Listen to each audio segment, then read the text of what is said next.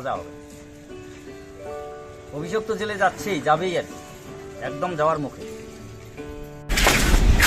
দিলীপ দা, হ্যাঁ, মমতা ব্যানার্জি এখন তো প্রাক্তন হয়ে গেছে, আচ্ছা, এখন কি হবে? এখন এদের প্রত্যেকের সাজা হবে। মমতা ব্যানার্জি, অভিষেক, তারপরে এদের দলের যে যারা গুন্ডা আছে, জাহাঙ্গীর, শাহজাহান, আরও অন্যান্যরা আছে, এরা কেউ রেহাই পাবে না। এরা মানে আইনের মধ্যে এদের সাজা হবে। যেমন অভিষেক ব্যানার্জি যে ভাষণ দিছে, যে 4 তারিখ 12টার পরে মানে প্রধানমন্ত্রীকে, অমিত শাহকে জল্লাদ বলছে, আবার বাপের বেটা, এরকম নানা রকম ভাষা বলছে, খারাপ ভাষা।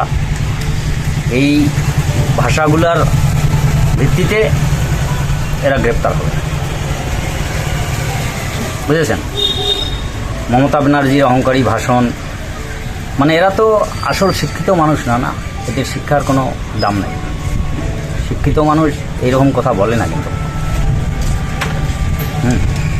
তাই এরা আইনের হাত থেকে কেউ রেহাই পাবে না, এদের সাজা হবে। অভিযোগ তো জেলে যাচ্ছেই, যাবেই আর কি, একদম যাওয়ার মুখে। তাই